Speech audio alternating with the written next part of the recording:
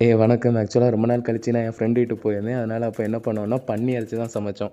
அப்ப எங்களுக்கு பன்னி இறைச்சி சமைக்க தெரியாது. அதனால அம்மாகிட்ட ரெசிபி கேட்டு ஒவ்வொரு இதா சமைச்சோம். ஆனா உண்மையாவே ரொம்ப நல்லா இருந்துச்சு. நீங்களும் ட்ரை பண்ணுங்க. ஃபர்ஸ்ட் என்ன பண்ணோம், தேங்காய தனியா வறுத்து வச்சுக்கிடணும். அதுக்கப்புறம் அந்த தேங்காய் எண்ணெய் ஊத்தி, அதுக்குள்ள கடுகு, மொளகா, வேற வெள்ளைப்பூடு, இஞ்சி அதெல்லாம் இடிச்சு, வேற கருவேப்பிலலாம் போட்டு தாளிங்க. அதுக்கப்புறம் என்ன பண்ணணும்னா, நம்ம வாங்குன பன்னி இறைச்சிய சின்ன சின்ன துண்டா வெட்டி, அதுக்குள்ள போட்டு கொஞ்சம் வேக வைக்கணும்.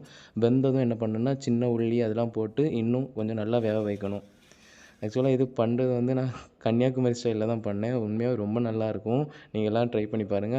அப்புறம் தேங்காய் பால் வந்து கொஞ்சம் புழிஞ்சு ஊத்தணும். அப்புறம் நம்ம வறுத்து வச்ச தேங்காயும் சேர்த்து போட்டு கிண்டி நல்லா கொஞ்சம் வேக வைக்கணும். பன்னி இறைச்சிய பொறுத்தவரைக்கும் ரொம்ப நல்லா வேக வைக்கணும். அப்பதான் உடம்புக்கு எதுவும் ஆகாது. ரொம்ப நல்ல சத்தும் கூட. ரொம்ப குளிர்ச்சி தரும். அதுக்கப்புறம் தக்காளி, வேற மசாலாலாம் ஆட் பண்ணணும். மசாலா வந்து நாங்க எங்கிட்ட இருந்த மசாலா தான் ஆட் பண்ணோம். ஆனா உண்மையாவே எதிர்பார்க்காத அளவு ரொம்ப ரொம்ப நல்லா வந்துச்சு. நாங்களே எதிர்பார்க்கல. என் ஃப்ரெண்டோட வீட்லயும் நாங்க பண்ண ரெசிபி அவன் அப்படியே ஷேர் பண்ணான். அவங்களுமே பார்த்துட்டு ரொம்ப சர்ப்ரைஸ் அண்ட் ரொம்ப சந்தோஷமா இருந்தாங்க. நீங்களும் கண்டிப்பா இத ட்ரை பண்ணுங்க. ரொம்ப ரொம்ப நல்லாயிருக்கும். அதுக்கப்புறம் அவன் சாப்பிட ஆரம்பிச்சுட்டான் என் ஃப்ரெண்டு. அவனோட ரியாக்ஷன மட்டும் பாருங்க.